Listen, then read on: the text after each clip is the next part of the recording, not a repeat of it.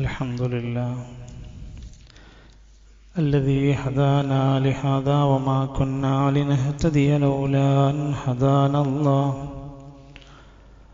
نحمده ونستعينه ونستغفره ونعوذ بالله من شرور أنفسنا ومن سيئات أعمالنا من يهده الله فلا مضل له ومن يضلل فلا هادي له وأشهد أن لا إله إلا الله وحده لا شريك له وأشهد أن محمدا عبده ورسوله أرسله بالهدى ودين الحق ليظهره على الدين كله ولو كره المشركون اللهم صل على محمد وعلى آل محمد كما صليت على إبراهيم وعلى آل إبراهيم إنك حميد مجيد اللهم بارك على محمد وعلى آل محمد كما باركت على إبراهيم وعلى آل إبراهيم إنك حميد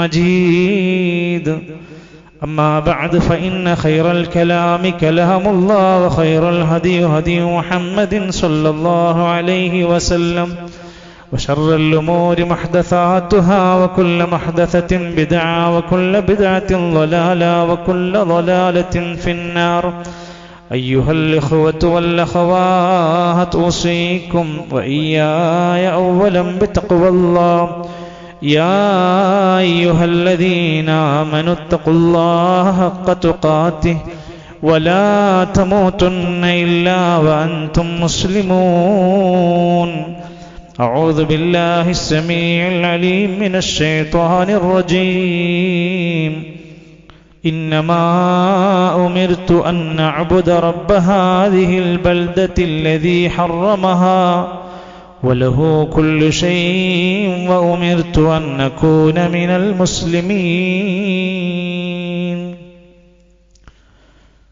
ബഹുമാന്യരായ സഹോദരങ്ങളെ, സത്യവിശ്വാസികളെ, നമ്മുടെ സൃഷ്ടാവും സംരക്ഷകനുമായ ലോകത്തെ മുഴുവൻ അടക്കി ഭരിക്കുന്ന റബ്ബുൽ ആലമീൻ എന്ന് വിശേഷിപ്പിക്കുന്ന അള്ളാഹുവിൻ്റെ എല്ലാവിധ അനുഗ്രഹങ്ങൾക്കും നന്ദി കാണിച്ചുകൊണ്ട് അവൻ്റെ ഇഷ്ടവും പൊരുത്തവും നേടിയെടുക്കുന്ന ജീവിതം കാഴ്ചവെച്ച് ഈ ദുനിയാവിൽ നിന്ന് വിട പറയുന്ന സമയത്ത് ഈമാനോടുകൂടെ വിട പറയാൻ നാം ഓരോരുത്തരും ആത്മാർത്ഥമായ ത്യാഗ പരിശ്രമങ്ങൾ ചെയ്യണമെന്ന് എന്നെ മറക്കാതെ നിങ്ങളെയും ഓർമ്മപ്പെടുത്തുകയാണ്, വസിയത്ത് ചെയ്യുകയാണ്. അള്ളാഹു നമ്മുടെ കർമ്മങ്ങൾ സ്വീകരിച്ചുകൊണ്ട് നമുക്കെല്ലാം സ്വർഗം നൽകി അനുഗ്രഹിക്കുമാറാകട്ടെ. കേരളത്തിൻ്റെ കാലാവസ്ഥയിൽ തൊട്ടു മുമ്പുണ്ടായിരുന്ന 10 ദിവസങ്ങൾക്ക് പുറത്ത് തണുത്ത അന്തരീക്ഷത്തിലേക്ക്, മഴ കാലാവസ്ഥയിലേക്ക് നമ്മൾ മാറിയിട്ടുണ്ട്. പലയിടത്തും നാശനഷ്ടങ്ങൾ സ്വാഭാവികമായി വരുന്നത് പോലെ തന്നെ മഴക്കെടുതികൾ ഉണ്ടായിട്ടുണ്ട്.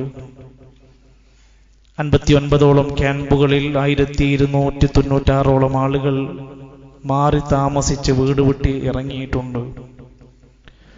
റോഡുകളും വഴികളിലും വീടുകളുടെ മേലെയുമൊക്കെ മരങ്ങളും മറ്റുമൊക്കെ പതിച്ച് അപകടങ്ങൾ നടന്നിട്ടുണ്ട്.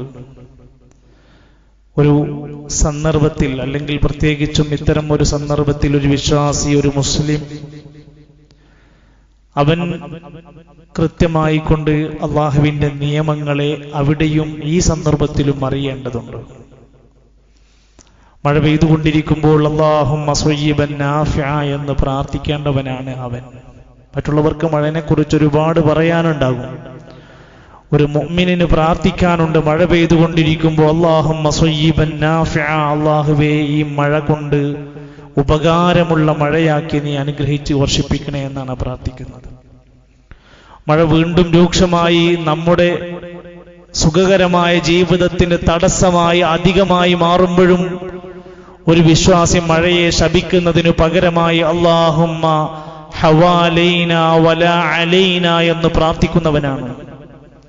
അല്ലാഹുവേ ഞങ്ങൾക്ക് എതിരായി, ഞങ്ങൾക്ക് ഭാരമായി, പ്രയാസമായി ഈ മഴയെ നീ നൽകല്ലേ എന്നും ഞങ്ങളുടെ പരിസരങ്ങളിലേക്ക് ഈ വെള്ളത്തെ എത്തിച്ചു കൊടുക്കണേ എന്നും പ്രാർത്ഥിക്കുന്നവനാണ് വിശ്വാസി.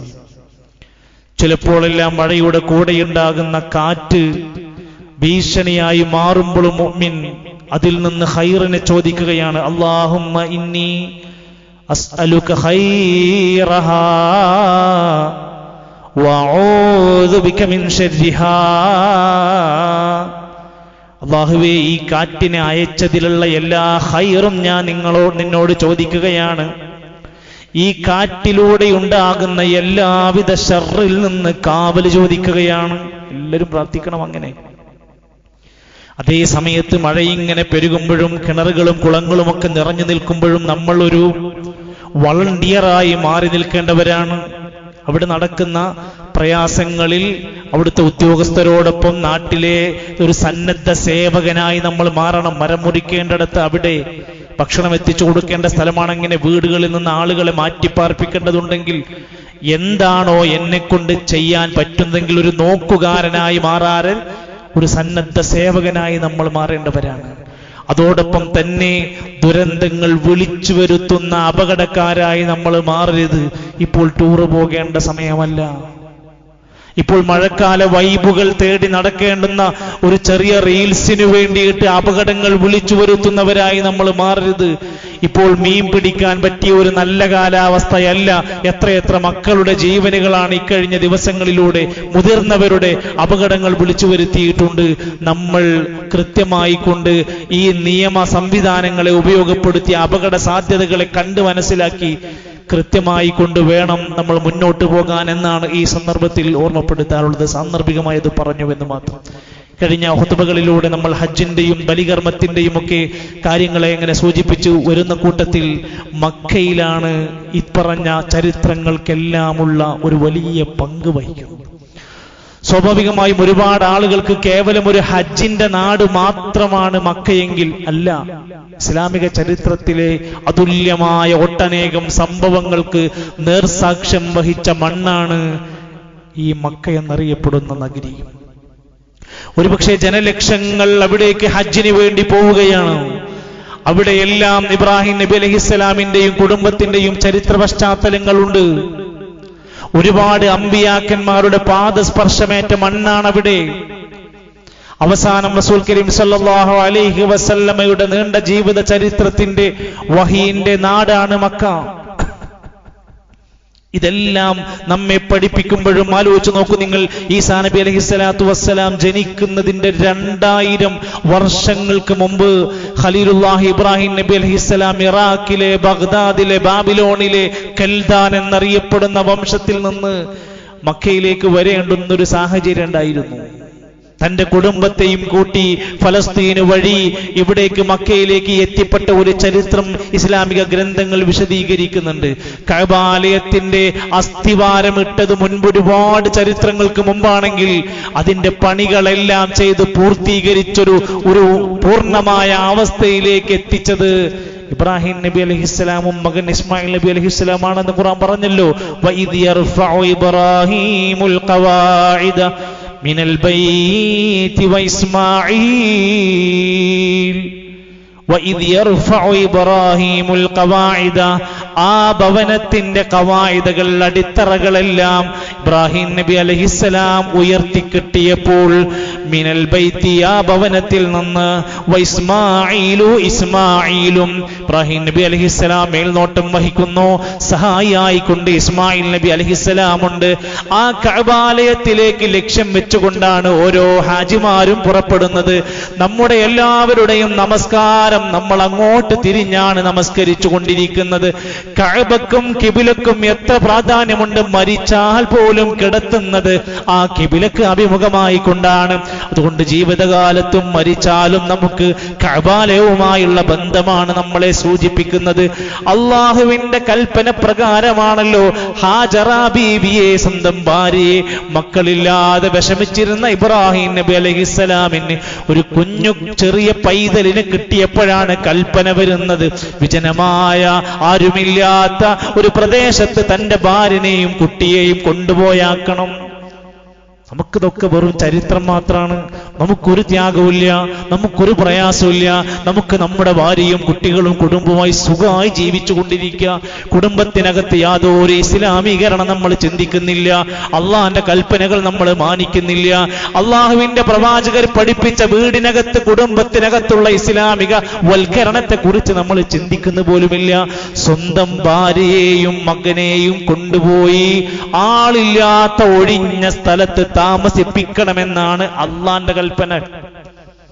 വിടാൻ കഴിയില്ല. ആ തീരുമാനത്തിന്റെ മുമ്പിൽ ഹാജറ ബീവിക്കൊന്നും മനസ്സിലാവുന്നില്ല. അവർ തിരിഞ്ഞു നടക്കുമ്പോ ഇബ്രാഹിം നബി അലൈഹിസ്സലാം അവിടുന്ന് തിരിച്ചു നടക്കാൻ തുടങ്ങി. ഏൽപ്പിച്ച ഭാഗത്ത് കൊണ്ടുപോയാക്കി തിരിച്ചു നടക്കാൻ തുടങ്ങി. ആ സമയത്ത് ഹാജറ ബീവി ചോദിക്കുകയാണ്, അല്ലയോ മനുഷ്യ, നിങ്ങൾ എങ്ങോട്ടാ തിരിഞ്ഞു നടക്കുന്നത്? ഞങ്ങളെയെല്ലാം ഇവിടെയാക്കിയിട്ട് ഒന്നും മിണ്ടുന്നില്ല, പ്രതികരണമൊന്നുമില്ല. പിന്നെയും നടന്നു നീങ്ങുന്ന സമയത്ത് ചോദിച്ചു, ഈ നടത്തത്തിന്റെ പിന്നിൽ അല്ലാഹു അമറക ബിഹാദാ, ഇത് നിങ്ങളോട് അല്ല കൽപ്പിച്ചിട്ടാണോ ഈ കാര്യം ചെയ്യുന്നത്? നമ്മൾ ചിന്തിക്കുക, ഈ ഒരു പ്രയോഗം, ഇങ്ങനെ ഒരു ഭാര്യ നമ്മുടെ വീട്ടിലുണ്ടെങ്കിലോ, നിങ്ങൾ ഈ കാര്യമൊക്കെ ചെയ്യുന്നത് ഇസ്ലാം പറഞ്ഞത് കൊണ്ടാണോ? എങ്കിൽ ഞാൻ അംഗീകരിക്കുന്നു. നിങ്ങൾ ഈ ചെയ്യുന്ന സുന്നത്തുകളൊക്കെ ഇസ്ലാമിലുള്ളതാണോ? എങ്കിൽ ഞാൻ അംഗീകരിക്കുന്നു എന്ന് പറയുന്ന അവസ്ഥ. അല്ല പറഞ്ഞിട്ടാണോ നിങ്ങൾ ഇത് ചെയ്യുന്നത് എന്ന് പറഞ്ഞപ്പോ ഇബ്രാഹിം നബി അലൈഹിസ്സലാം ഒരു തലയനക്കം മാത്രം. അതേന്നുള്ള മറുപടി. അപ്പോൾ ഭാര്യന്റെ മറുപടി എന്താ? നിങ്ങൾക്കല്ലെങ്കിലും അള്ളയാണല്ലോ വലുത്, ഞങ്ങളെയൊന്നും നോക്കണില്ലല്ലോ, ഞങ്ങളെയൊന്നും ഒരു വിലയില്ലല്ലോ എന്ന് പറഞ്ഞില്ല. മറുപടി, വല്ലാഹി ഇദല്ലയുളയ്യിഅനാ അബദാ, എങ്കിൽ നിങ്ങൾക്ക് പോകാം, അല്ലാഹു ഞങ്ങളെ ഒരിക്കലും കൈവിടൂല. അല്ല ഞങ്ങളെ ഒരിക്കലും കൈവിടൂല, നിങ്ങൾക്ക് പോകാം, ഞങ്ങൾക്കൊരു ധൈര്യമുണ്ട്. പടച്ച റബ്ബിലുള്ള തവക്കുലിന്റെ മഹിതമായ സന്ദേശം പഠിപ്പിക്കുകയാണ് ഹാജറ ബീവി. നമ്മുടെ മുഴുവൻ സഹോദരിമാർക്കും ജീവിതത്തിൽ പാഠമാകാൻ മാത്രമുള്ള നിരവധി അനവധി സംഭവങ്ങളുടെ മാതൃകയാണ് ഹാജറ ബീവിന്റെ ചരിത്രം. അതൊരു പാട്ടിലൂടെ, ഒരു വരിയിലൂടെ, ഈണത്തിലൂടെ പാടിപ്പോയാൽ തീരുന്ന ഒന്നല്ല.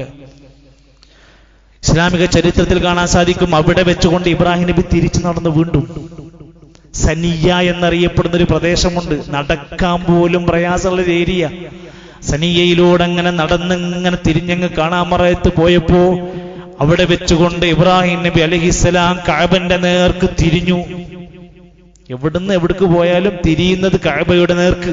എന്നിട്ട് അവിടെ വെച്ചുകൊണ്ട് പ്രാർത്ഥിച്ചു, റബ്ബനാ ഇന്നി അസ്കൻതു മിൻ ദുർരിയതി ബിവാദിൻ ഗൈരി ദീ സർഇൻ ഇൻദ ബൈതികൽ മുഹറം.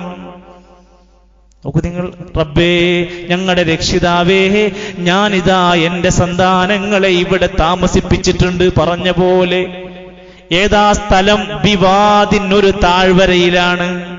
എന്താ താഴ്വരന്റെ പ്രത്യേകത? ഗൈരി ദീ സർഇൻ, ഒരു പുൽനാമ്പ് മുളക്കാത്ത സ്ഥലമാണ്.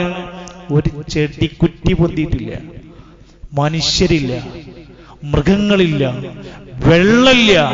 കുടിക്കാൻ കൊണ്ടുവന്നിരുന്ന ഒരു പാനപാത്രമുണ്ടായിരുന്നു അവരുടെ കയ്യിൽ എന്നാ പറയുന്നത്. ഒരു പാത്രത്തിൽ കുറച്ച് വെള്ളം ഉണ്ടായിരുന്നു ആദ്യം. അതുകൊണ്ടാണ് അവർ വന്നിരിക്കുന്നത്.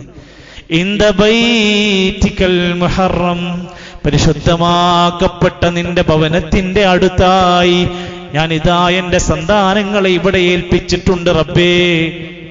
എന്നിട്ട് കഅബയിലേക്ക് തിരിഞ്ഞ് പ്രാർത്ഥിക്കുകയാണ്, റബ്ബനാ ലിയുഖീമുസ്സലാ,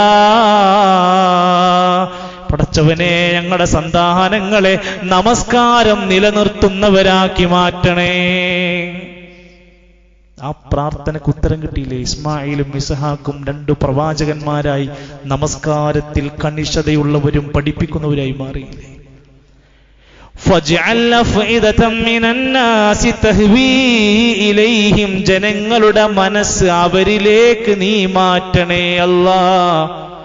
വർസുഖ്ഹും മിനസ് സമറാത്ത്, അവർക്ക് ധാരാളം ഫലവർഗങ്ങൾ നൽകണം അല്ലാഹ്. അവിടെ ചെടില്ല, മരല്ല, വെള്ളല്ല, നിനക്ക് കഴിവുണ്ട് റബ്ബേ. നീ അവർക്ക് റിസ്ക് കൊടുക്കണേ, സമറാത്ത് കൊടുക്കണേ, പഴങ്ങൾ കൊടുക്കണേ. ഏത് പ്രാർത്ഥന സ്വീകരിക്കാത്തത്? റബ്ബി ജഅൽ ഹാദാ ബലദൻ ആമിന, റബ്ബേ ഈ രാജ്യത്തെ നിർഭയ രാജ്യമാക്കി മാറ്റണേ. അവിടെ പല വർഗങ്ങളില്ലേ? ലോകത്തുള്ള ഏത് സാധനം വേണമെങ്കിലും മക്കയിൽ നിന്ന് അവൈലബിൾ ആണ്. ഒരു ഫ്രൂട്ടും ഇല്ലാതിരുന്നൊരു പ്രദേശത്തേക്ക് എങ്ങനെയാണ് ഇത്രയും വെജിറ്റബിൾസും ഫ്രൂട്ട്സും ഒക്കെ എങ്ങനെയാണ് എത്തിപ്പെട്ടത്? അന്നത്തെ ഒരു പ്രാർത്ഥന. ഏത് രാത്രിയും ഏത് പകലും പുറത്തിറങ്ങി ആണിനും പെണ്ണിനും കുട്ടിക്കും ഇറങ്ങി നടക്കാൻ പറ്റുന്ന നിർഭയത്വ രാജ്യം ഇന്ന് എവിടെയാണത്? ഇബ്രാഹിം നബി അലൈഹി ഇസ്ലാമിന്റെ പ്രാർത്ഥന എങ്ങനെയാ സ്വീകരിച്ചത്? ഇബ്രാഹിം നബി അതിന് യോഗ്യനായിരുന്നു. എന്ന് നമ്മളൊന്നും പ്രാർത്ഥിച്ചിട്ടാണ് ഏശാത്തത്. നമ്മുടെ പ്രാർത്ഥനയ്ക്ക് ചില പോരായ്മകളുണ്ട്. ഇബ്രാഹിം നബി അലൈഹിസ്സലാമിനോട് എന്തൊരു കാര്യം അല്ല പറഞ്ഞാലും അനുസരിക്കുമായിരുന്നു. ഇന്നി അസ്ലംതു ലിറബ്ബിൽ ആലമീൻ, എന്ത് പറഞ്ഞാലും അനുസരിച്ചു കൊടുക്കും. നമ്മളോ? നമുക്ക് തരക്കേടില്ല. നമ്മളെ ശരീരത്തിനെ വല്ലാതെ ബാധിക്കണില്ലെങ്കിൽ നമ്മൾ ഓക്കെയാണ്. നമ്മുടെ ശരീരത്തിനോ നമ്മുടെ കുറച്ച് പണം പോണ കേസൊക്കെ ആണെങ്കിൽ ഒന്ന് ബാക്കിലേക്ക് ഒളിഞ്ഞു മാറി നിൽക്കും നമ്മൾ. ഇബ്രാഹിം നബി അലൈഹിസ്സലാമിനോട് എന്തൊരു ബാധ്യതയായി കടമ പറഞ്ഞാലും അതെല്ലാം പൂർത്തിയാക്കുമായിരുന്നു. ഇബ്രാഹിം അല്ലദീ വഫാ, ഏൽപ്പിച്ച ബാധ്യതകൾ കടമകളെല്ലാം പൂർത്തിയാക്കുമായിരുന്നു. ഇബ്രാഹിം ഖലീല, അള്ളാഹ്ക്ക് ഭയങ്കരമായ ആ വിശ്വാസത്തെ, ആ തവക്കുലിനെ അള്ളാഹ്ക്ക് ഇഷ്ടപ്പെട്ട് നല്ലൊരു ചങ്ങാതിയാക്കി സ്വീകരിച്ചിട്ടുണ്ട്. നമുക്ക് അറിയാവുന്ന കാര്യങ്ങളാ. അതുകൊണ്ട് ഇബ്രാഹിം നബി അലൈഹിസ്സലാമിന്റെ ആ ചരിത്രത്തിന്റെ ആ പ്രാർത്ഥനയുടെ ഭാഗം നമ്മളൊന്ന് വായിച്ചു നോക്കുക. ഹജറ ബീവിയുടെ ചരിത്രത്തിൽ ഈ പാനപാത്രത്തിൽ ഉണ്ടായിരുന്ന വെള്ളം കഴിഞ്ഞുപോയി. ഒരു ഉമ്മാക്ക് ഏറ്റവും സഹിക്കാൻ പറ്റാത്തത് തന്റെ കുഞ്ഞിന്റെ കരച്ചിലാണ്. ഇസ്മായിലിനെ കിടത്തിയിരുന്ന പ്രദേശത്ത് നിന്ന് വെറുമൊരു കരച്ചിൽ മാത്രമാണ്. ഒരു രക്ഷയും കാണുന്നില്ല. കുടിക്കാൻ വെള്ളമില്ല, സഹായിക്കാൻ ഒരു മനുഷ്യനില്ല. 4 വശത്തുകൂടെയും ഇറങ്ങി അങ്ങോട്ടും ഇങ്ങോട്ടും ഓടുകയാണ്. ഒരു കിതച്ചോടുകയാണ്. എന്തിനു വേണ്ടി? തന്റെ കുഞ്ഞിനൊരു തുള്ളി വെള്ളം കിട്ടണം, തന്റെ കുഞ്ഞിന്റെ കരച്ചിലൊന്ന് മാറ്റിക്കിട്ടണം. അവിടെയാണ് മലക്കിന്റെ ചിറകിട്ടടിച്ചിരിക്കുന്ന ആ ഭാഗത്ത് സംസമിന്റെ ഉറവ പൊട്ടിപ്പുറപ്പെടുന്നത്.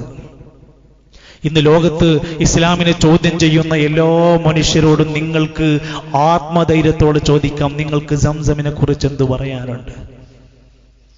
അത് കേവലൊരു വെള്ളാണോ? അതെന്തുകൊണ്ടാ വറ്റാത്തത്? എത്ര വർഷങ്ങൾ അത് കഴിഞ്ഞു? ഇസ്ലാമിക ഗ്രന്ഥങ്ങൾ ഇത് സാക്ഷ്യപ്പെടുത്തുന്നു. നിങ്ങൾക്ക് എന്ത് പറയാനുണ്ട്?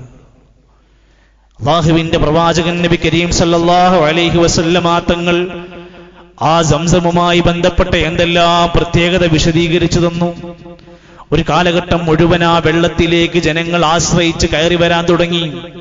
പിന്നീട് കുറെ കാലങ്ങൾ കഴിഞ്ഞപ്പോൾ ആളുകളൊക്കെ വരാതെ ആയപ്പോ അതിനെ പതിയെ പതിയെ തൂർന്നതുപോലെ അതിനെ ഉപയോഗിക്കാൻ പറ്റാതെ മൂടിക്കിടന്നു കുറെ കാലം. പിന്നീട് ചരിത്രം പറയാണ്, സീറകളിൽ ചരിത്രം എന്ന് കാണാൻ സാധിക്കും, അബ്ദുൽ മുത്തലിബിന്റെ കാലം വന്നപ്പോ അദ്ദേഹമാണ് പിന്നീട് സംസം വീണ്ടും ഒന്നിങ്ങനെ കുഴിച്ചു വൃത്തിയാക്കി ഒന്ന് സൈഡൊക്കെ ഒന്ന് കെട്ടി ഒതുക്കി ലെവലാക്കി. അവർക്ക് കേവലം ഒരു വെള്ളം എന്ന നിലക്ക് അവർ അതിനെ തർത്തീബാക്കാൻ ശ്രമിച്ചു. പക്ഷേ റസൂൽ സല്ലല്ലാഹു അലൈഹി വസല്ലമക്ക് വഹി വരാൻ തുടങ്ങിയ നിമിഷം മുതൽ അതൊരു വെള്ളം മാത്രമല്ല, ഖൈറു മാഇൻ അലാ വജ്ഹിൽ അർളി മാഉ സംസം, ഭൂമിയിലെ വെള്ളങ്ങളുടെ കൂട്ടത്തിലെ ഏറ്റവും ഖൈറായ ശ്രേഷ്ഠമായ വെള്ളം അതാണ്. ഏറ്റവും നല്ല വെള്ളം അതാണ്. ഫീഹി തുആമും മിനത് തുഅമി, കഴിക്കേണ്ടവർക്ക് ഭക്ഷണമായിട്ട് വേണമെങ്കിൽ അത് മതി. വശിഫാഉം മിനസ് സുഖ്മി, രോഗികളാണെങ്കിൽ രോഗം മാറാൻ മാത്രമുള്ള ഔഷധമായും നിങ്ങൾക്ക് ആ സംസമുണ്ട്. അതിന് സവിശേഷതയില്ല, അതിന് പോരിശയില്ല, അതിന് പ്രത്യേകതയില്ല എന്ന് ആരെങ്കിലും പറയുന്നുവെങ്കിൽ അവർ 100 കണക്കിന് ഹദീസുകളെ തള്ളി മാറ്റേണ്ടി വരും. അവർ ഇസ്ലാമിന്റെ വഹീനോടുള്ള പുച്ഛം അവരുടെ നെഞ്ചിനകത്ത് കയറ്റി വെക്കേണ്ടി വരും. മാഉ സംസം ലിമാ ശുരിബ അലൈഹി, എന്തൊരു കാര്യത്തിനു വേണ്ടിയാണോ സംസം കുടിക്കുന്നത്, ശിഫക്ക് വേണ്ടിയാണോ അത് കിട്ടും. അത് ദാഹം മാറാനാണോ അത് ലഭിക്കും, ഭക്ഷണമായിട്ടാണോ അത് ലഭിക്കും. അങ്ങനെ അതിന്റെ പോരിശയായി രേഖപ്പെടുത്തുകയാണ്.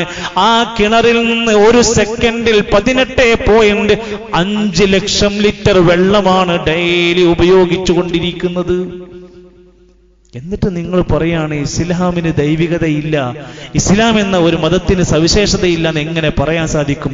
മക്കയിൽ നിന്നപ്പുറത്ത് 450 കിലോമീറ്റർ അപ്പുറത്ത് മദീന പള്ളിയിലേക്ക് ഒരു ദിവസം 120 ടണ്ണാണ് സംസം അടിച്ചു കൊണ്ടുപോയി കൊണ്ടിരിക്കുന്നത്. ലോകത്തിന്റെ വിവിധ രാജ്യങ്ങളിലേക്കത് ഇന്നും കൊടുത്തുകൊണ്ടിരിക്കെ പറ്റാത്ത ഈ നീരുറവ ലോക ചരിത്രത്തിൽ, മക്കയുടെ ചരിത്രത്തിൽ ഇന്നുമുണ്ടല്ലോ. നമുക്ക് ബോധ്യം വേണം. അപ്പോഴേ നമുക്ക് ഒരാളോട് പറഞ്ഞു കൊടുക്കാൻ കഴിയുള്ളൂ.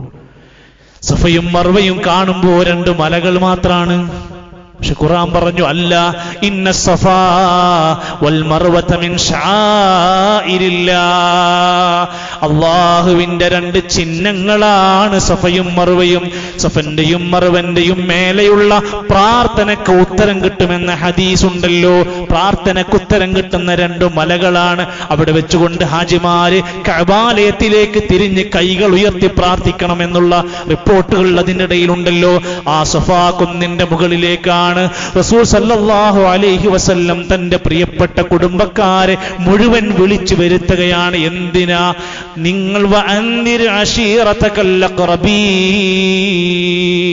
കുടുംബക്കാരെ മുഴുവൻ വിളിച്ച് താക്കീത് കൊടുക്കാൻ പറഞ്ഞു.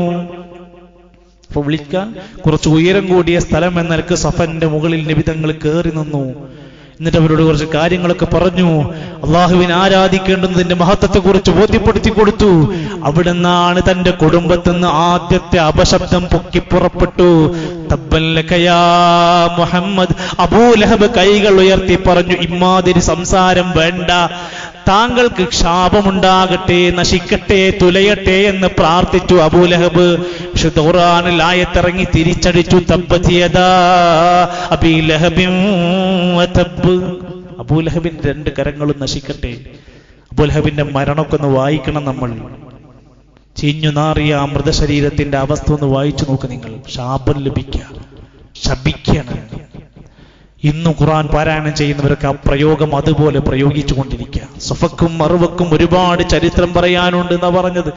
മക്കയിലെ ജീവിത കാലഘട്ടത്തിലൂടെ 13 കൊല്ലക്കാലം നബിതങ്ങൾ ജീവിച്ച വഹി മുഴുവൻ ലഭിച്ചതാം ആ 13 കൊല്ലം മക്കയുടെ മണ്ണിലായിരുന്നുവല്ലോ. മസ്ജിദുൽ ഹറം എന്ന ലോകത്തെ ഏറ്റവും ഒന്നാമത്തെ പ്രതിഫലത്തിന്റെ കാര്യത്തിൽ മഹത്വം നിറഞ്ഞ മസ്ജിദുൽ ഹറം ആ മക്കയിലാണല്ലോ. അവിടുന്ന് നബിതങ്ങൾക്ക് മദീനയിലേക്ക് ഹിജറ പോകേണ്ടി വന്നു. ചരിത്രം വിശദീകരിക്കുകയാണ്. നബിതങ്ങൾ കരഞ്ഞുകൊണ്ട് തേങ്ങി ഒലിച്ചുകൊണ്ടാണ് മക്കയിൽ നിന്ന് വിട പറഞ്ഞു പോകുന്നത്. നമ്മൾക്ക് വീട് വിട്ടിറങ്ങേണ്ടി വന്നിട്ടുണ്ടോ? നമുക്ക് ശരീരത്തിൽ മുറിവുണ്ടായിട്ടുണ്ടോ? ഗസയിലും ഫലസ്തീനിന്റെ പരിസരങ്ങളിലുമൊക്കെ നോക്കൂ നിങ്ങൾ. ഞങ്ങൾ മുസ്ലിങ്ങളാണെന്ന് പ്രഖ്യാപിച്ചതിന്റെ പേരിൽ ദുരന്ത കൊയ്ത്താണ് ഇവിടെ നടന്നുകൊണ്ടിരിക്കുന്നത്. നമുക്ക് കേവലം അതൊക്കെ വീഡിയോകളും ചിത്രങ്ങളും വാർത്തകളും മാത്രമാണ്. സഹോദരങ്ങളെ, നമ്മളൊക്കെ ആലോചിച്ച് നോക്കൂ നിങ്ങൾ. മക്കയുടെ സ്വന്തം ജന്മഭൂമി, സ്വന്തം കുടുംബം, നാട്, തറവാട് എല്ലാമുള്ള നാട്ടിൽ നിന്ന് മക്കയിൽ നിന്ന് നബിക്ക് പടിയിറങ്ങി മദീനയിലേക്ക് പോകേണ്ട അവസ്ഥ വന്നപ്പോ പറയാ, വല്ലാഹി ഇന്നകിൽ ഖൈറു അർദില്ലാ, ഈ ഭൂമിയിലെ ഏറ്റവും ഉത്തമമായ സ്ഥലം മക്ക നീയാണ്.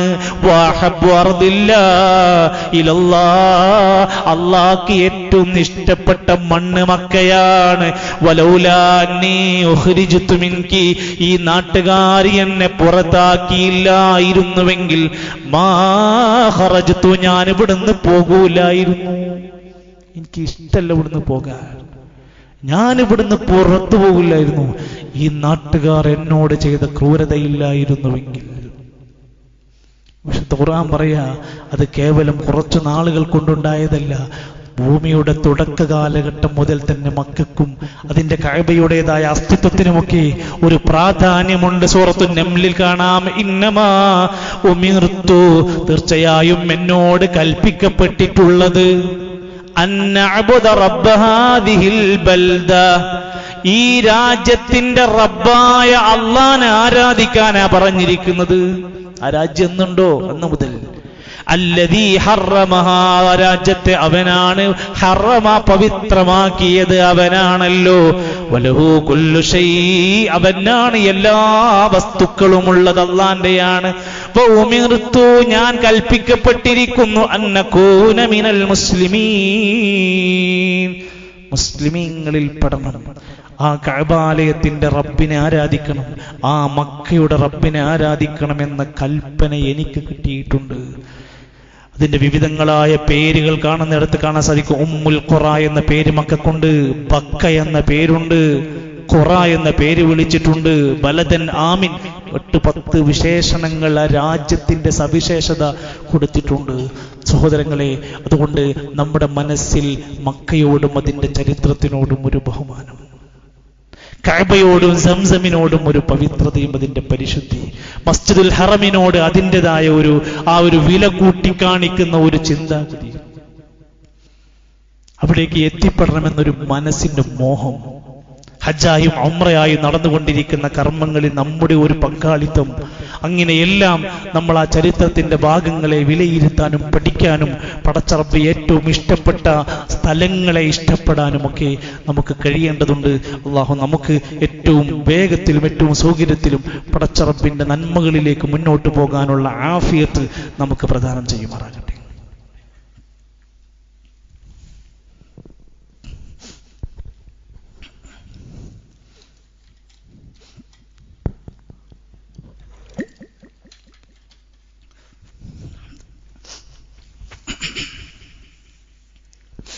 الحمد لله رب العالمين والعاقبة للمتقين ولا عدوان إلا على الظالمين والصلاة والسلام على رسوله الأمين وعلى آله وصحبه أجمعين أما بعد فاتقوا الله عباد الله أوصيكم وإياي ثانيا بتقوى الله.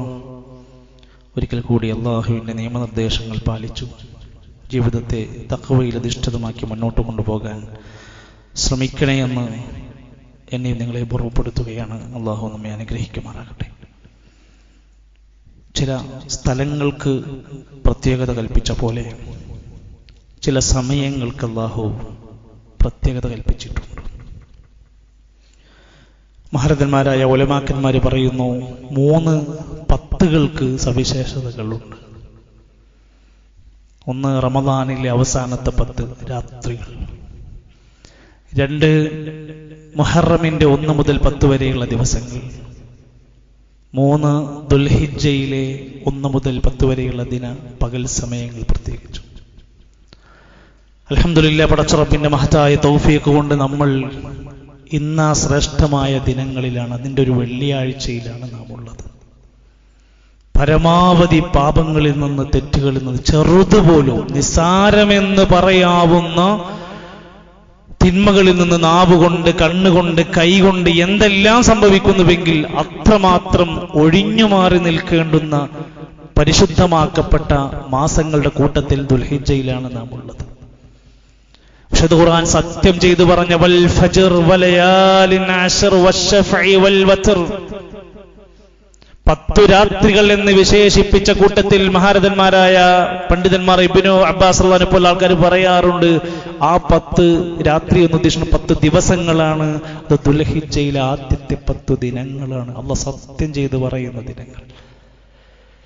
അഫ്ളലു അയ്യാമിൽ, അള്ളാഹുവിന്റെ അടുത്ത് ഏറ്റവും ശ്രേഷ്ഠമായ പകലുകൾ ഏതാന്ന് ചോദിച്ചാൽ അതിന്റെ മറുപടി ഹദീസിൽ പറഞ്ഞത് ദുൽഹിജ്ജയിലെ ആദ്യത്തെ 10 പകലുകളാണ്. എന്താ ചെയ്യേണ്ടത്? എല്ലാ നന്മകളുമായി മുന്നോട്ട് പോകും. നോമ്പെടുക്കാൻ കഴിയുന്നവർക്ക് നോമ്പെടുക്കാം. അതിനോളം വിശേഷമായ ഒരു നന്മ ഏതാ ഉള്ളത്? സ്വതക്കയുണ്ടാവണം, തസ്ബീഹുകൾ ഉണ്ടാവണം, തഹ്ലീൽ, തഹ്മീദ്, തക്ബീറുകൾ ഉണ്ടാവണം. വിശുദ്ധ ഖുർആനിന്റെ പാരായണത്തിന് സാധ്യമാകുന്നവർ അത് ഉപയോഗപ്പെടുത്തണം. പ്രത്യേകമായി ഇന്ന സൂറത്താണെന്നോ ഇന്ന ആയത്തൊന്നും പ്രഖ്യാപിക്കപ്പെട്ടിട്ടില്ല. പല അത്തരത്തിലുള്ള മെസ്സേജുകളൊക്കെ നമുക്ക് വന്നുകൊണ്ടിരിക്കും. ആളുകൾ പലതും ഈ സമയം വെച്ച് ഉപയോഗപ്പെടുത്തിക്കൊണ്ടിരിക്കും. ഏത് സൂറത്തുമാകാം. ഫജ്ർ പോലും, വൽ ഫജ്ർ എന്ന സൂറത്ത് പോലും എല്ലാ ദിവസവും ഇത്ര തവണ പാരായണം ചെയ്യുക എന്നൊക്കെ സ്റ്റാറ്റസ് മെസ്സേജുകളൊക്കെ നമ്മളിങ്ങനെ കാണാറുണ്ട്.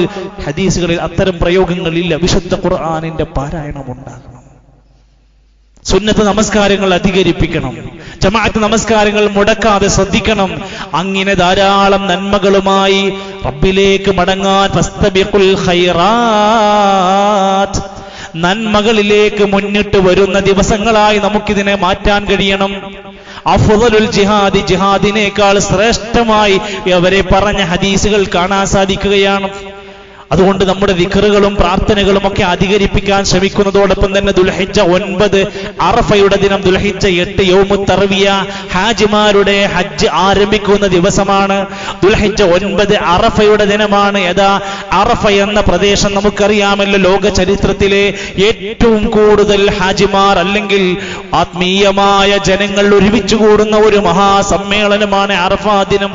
ദുൽഹിജ്ജ 9-നാണ് അത് നടക്കുന്നത്. ഒരു ദിവസത്തിന്റെ ആ ഒരു പ്രഭാതം മുതൽ അസ്തമയം വരെ കുറച്ചു സമയമെങ്കിലും അവിടെ ഹജ്ജിന് വന്നവർ ചെലവഴിക്കണം. അൽ ഹജ്ജു അറഫ. അറഫയിൽ പങ്കെടുക്കാത്തവർക്ക് ഹജ്ജ് പോലും ലഭിക്കില്ലെന്നല്ലേ? അതുകൊണ്ടാണ് ആംബുലൻസുകളിലും മരണക്കിടക്കയിൽ വരെ ഹജിമാരെ അവിടെ കൊണ്ടുവന്ന് ആക്കാൻ വേണ്ടിയുള്ള പത്രപ്പാടിലായിരിക്കും അവിടുത്തെ നിയമപാലകരും മറ്റുമൊക്കെ. അള്ളാഹുവിന്റെ റസൂൽ സല്ലല്ലാഹു അലൈഹി വസല്ലം ആ അറഫക്ക് കൊടുത്ത ഒരുപാട് സ്ഥാനങ്ങളുണ്ട്. കഅബ ആലയത്തിന്റെ അവിടെ നിന്ന് 18 കിലോമീറ്റർ ദൂരെയാണ് അറഫ. പെട്ടെന്നങ്ങ് ഓടിയെത്താവുന്നൊരു സ്ഥലമല്ല. എത്ര പ്രയാസപ്പെട്ടു വേണം അങ്ങോട്ടേക്ക് എത്താനെന്ന് ആലോചിച്ച് നോക്കൂ നിങ്ങൾ. അതേ സമയത്ത് തന്നെ നല്ല ശക്തമായ ചൂടിലാണ്. 3.5 ലക്ഷം ഹാജിമാർ അല്ലെങ്കിൽ ആളുകളെ പങ്കെടുപ്പിക്കാൻ പറ്റാവുന്ന ഒരു പള്ളിയുണ്ട് അവിടെ. ആ ഒരു ദിവസം മാത്രമാണത് തുറന്ന് പ്രവർത്തിക്കുന്നത്. മസ്ജിദുൻ നമീറ എന്ന പള്ളി. ആ അറഫയുടെ പ്രത്യേകത വിശദീകരിച്ച ഹദീസിൽ കാണാം, ഏറ്റവും നല്ല ദുആ ഖൈറു ദുആഇ യൗമി അറഫ. ഇൻഷാ അല്ലാഹ് നമുക്കത് വെള്ളിയാഴ്ചയാണ്. മാസപ്പിറവിയുടെ അടിസ്ഥാനത്തിൽ നമുക്ക് വരുന്നത് അടുത്ത വെള്ളിയാഴ്ച ദുൽഹിജ്ജ 9 വെള്ളിയാഴ്ച ദിവസമാണ്. സുന്നത്ത് നോമ്പിന്റെ ദിവസമാണ്. ദുൽഹിജ്ജയിൽ ആദ്യത്തെ 10-ൽ പെടുന്ന ദിവസമാണ് എന്നെല്ലാം അറിഞ്ഞ് നമ്മൾ മാത്രമല്ല, നമ്മുടെ വീട്ടിലന്ന് നോമ്പുണ്ടാവണം. നമ്മുടെ വീട്ടുകാർക്കന്ന് യൗമ അറഫയുണ്ടാവണം. അതിന്റെ മര്യാദകളും ചുറ്റവട്ടങ്ങളും ഉണ്ടാവണം. 2 പെരുന്നാളിന്റെയും തലേ ദിവസങ്ങളിൽ നോമ്പെടുത്തുകൊണ്ടാണ് പെരുന്നാൾ ആഘോഷത്തിലേക്ക് നമ്മൾ പ്രവേശിക്കുന്നത്. കഴിഞ്ഞ ഒരു വർഷക്കാലത്തെ പാപങ്ങൾ പൊറുക്കപ്പെടുന്ന നോമ്പ് എന്ന് പ്രത്യേകമായി അറഫാ ദിനത്തെ കുറിച്ച് പഠിപ്പിച്ചു തന്നുവെങ്കിൽ നമുക്കത് കിട്ടണം. പ്രത്യേകിച്ചും ഈ ഒരു നല്ല തണുത്ത അന്തരീക്ഷത്തിൽ ഒരു ക്ഷീണവുമില്ലാതെ പൂർത്തിയാക്കാൻ പറ്റുന്ന ആ സുന്നത്ത് നോമ്പ് നമ്മളും നമ്മുടെ മക്കളും അതിലേക്ക് എത്തിപ്പെടാനുള്ള ഒരു ശ്രമം ഉണ്ടാകണമെന്നാണ് സൂചിപ്പിക്കാനുള്ളത്. അല്ലാഹു സുബ്ഹാനഹു വ തആല നമ്മുടെ സൽക്കർമ്മങ്ങൾ സ്വീകരിച്ച് പടച്ച റബ്ബിന്റെ ഏറ്റവും നല്ല കാരുണ്യത്തിന്റെ ലോകമായ സ്വർഗത്തിന്റെ അഹ്ലുകാരിൽ നമ്മയെല്ലാം പ്രവേശിപ്പിക്കുമാറാകട്ടെ. സഹോദരങ്ങളെ, നമ്മുടെ പല സഹോദരങ്ങൾ കഴിഞ്ഞ ദിവസങ്ങളിലായി മരണപ്പെട്ടു പോയി. ആദർശ സഹോദരൻ അബ്ദുൽ ലത്തീഫ് സാഹിബിന്റെ ഏറ്റവും അടുത്ത ബന്ധുവിന്റെ ഒരു 2 വയസ്സുള്ള മകൾ ദുബൈയിൽ വെച്ച് ഇന്ന് മരണപ്പെട്ട വിവരം നമ്മൾ അറിയുകയാണ്. ജുമാക്ക് ശേഷം ഖുസൈസിൽ വെച്ചുകൊണ്ടാണ് അവിടെ ജനാസ കർമ്മങ്ങൾ നടക്കുന്നത്. ആ കുടുംബത്തിന് അല്ലാഹു സുബ്ഹാനഹു വ തആല ക്ഷമയും ഈമാനും വമ്പിച്ച പ്രതിഫലവും നൽകുമാറാകട്ടെ. സഹോദരങ്ങൾ, നമ്മുടെ സുഹൃത്ത് ചെണ്ടയാട് പ്രദേശത്തെ കാരണവരായിരുന്ന ആദർശ രംഗത്ത് തൗഹീദ് രംഗത്തൊക്കെ നമ്മോടൊപ്പം പ്രവർത്തിച്ചിരുന്ന മുത്തുക്ക എന്ന അവിടുത്തെ ഒരു പ്രവർത്തകൻ മരണപ്പെട്ടു. അല്ലാഹു അദ്ദേഹത്തിന് മഗ്ഫിറത്തും മർഹമത്തും നൽകുമാറാകട്ടെ. നമ്മുടെ പ്രിയപ്പെട്ടവരായ ബന്ധുക്കൾ, സഹോദരങ്ങൾ, കുടുംബക്കാർ, ഈ നാളുകളിൽ നമ്മിൽ നിന്ന് വിട പറഞ്ഞു പോയവർ, അല്ലാഹുവേ നീ അവർക്കെല്ലാം മഗ്ഫിറത്തും മർഹമത്തും നൽകണമേ റഹ്മാനേ. അല്ലാഹുവേ, രോഗികളായ ഞങ്ങളുടെ ഒരുപാട് സഹോദരങ്ങൾ ദുആ കൊണ്ട് വസിയത്ത് പറഞ്ഞവരുണ്ട്. എല്ലാവർക്കും പൂർണ്ണമായ ശിഫ നൽകണേ റഹ്മാനേ. അല്ലാഹുവേ, മഴയുടെ കെടുതികളും അതിന്റെ പ്രത്യാഘാതങ്ങളും അനുഭവിച്ചു കൊണ്ടിരിക്കുന്ന ഒട്ടനേക മനുഷ്യരുണ്ട്. റബ്ബേ, നീ അവർക്ക് ആശ്വാസമാകണമേ. മഴയുടെ ആധിക്യത്തിലും കെടുതികളിൽ നിന്നും ഞങ്ങളെ എല്ലാം നീ കാത്തി രക്ഷിക്കണേ റഹ്മാനെ. രോഗങ്ങൾ പലതരത്തിൽ വ്യാപിച്ചു കൊണ്ടിരിക്കുകയാണ്. പല നിലക്കുമുള്ള രീതിയിലുള്ള വർധനവ് രേഖപ്പെടുത്തപ്പെട്ടുകൊണ്ടിരിക്കുകയാണ്. പടച്ചറബ്ബേ, എല്ലാവിധ ശർറുകളിൽ നിന്ന് ഞങ്ങൾക്ക് നീ സുരക്ഷ നൽകണേ റഹ്മാനെ. അല്ലാഹുവേ, ഞങ്ങളുടെ മക്കൾ വിദ്യാലയങ്ങളുടെ മുറ്റത്തേക്ക് ഇറങ്ങാനിരിക്കുകയാണ്. ഞങ്ങളുടെ മക്കൾ പഠിക്കാൻ വേണ്ടിയുള്ള പുതിയൊരു വർഷത്തിലേക്ക് പ്രവേശിക്കാനിരിക്കുക. എല്ലാവിധ അപകട പ്രതിസന്ധികളിൽ നിന്ന് ഞങ്ങളെയും ഞങ്ങളുടെ കുടുംബത്തെയും നീ കാത്തുരക്ഷിക്കണം റഹ്മാനെ. അല്ലാഹുവേ, ഞങ്ങളുടെ പ്രിയപ്പെട്ടവർക്കെല്ലാം, പ്രവാസ ജീവിതം അനുഭവിക്കുന്നവർക്കെല്ലാം അവരുടെ ജോലിയിലും ജീവിത വരുമാനങ്ങളിലും ഖൈറും ബറക്കത്തും പ്രദാനം ചെയ്യണമേ. അല്ലാഹുവേ, ഞങ്ങളെ ഈമാനോടുകൂടെ നീ മരിപ്പിക്കണം റഹ്മാനെ. അല്ലാഹുവേ, ഫലസ്തീനിന്റെ മണ്ണിലെ കഷ്ടപ്പെടുന്ന, ദുരിതം അനുഭവിക്കുന്ന ഒരുപാട് മനുഷ്യർ പടച്ചറബേ, നീ അവർക്ക് ആശ്വാസമാകണേ, വിജയം നൽകണേ റഹ്മാനെ. അല്ലാഹുവേ, ഇസ്ലാമിന്റെ ശത്രുക്കളെ നീ പരാജയപ്പെടുത്തണേ. അല്ലാഹുമ്മ ഗ്ഫിർ ലിൽ മുഅ്മിനീന വൽ മുഅ്മിനാത്ത് വൽ മുസ്ലിമീന വൽ മുസ്ലിമാത്ത് അൽഅഹ്യാഇ മിൻഹും വൽ അംവാത്ത്. അല്ലാഹുമ്മ അഇസ്സൽ ഇസ്ലാമ വൽ മുസ്ലിമീൻ വഅദില്ല الشرك والمشركين. اللهم دمر أعداءك وأعداء الدين من اليهود والنصارى. اللهم أغث بأهل فلسطين. اللهم أغث بأهل فلسطين.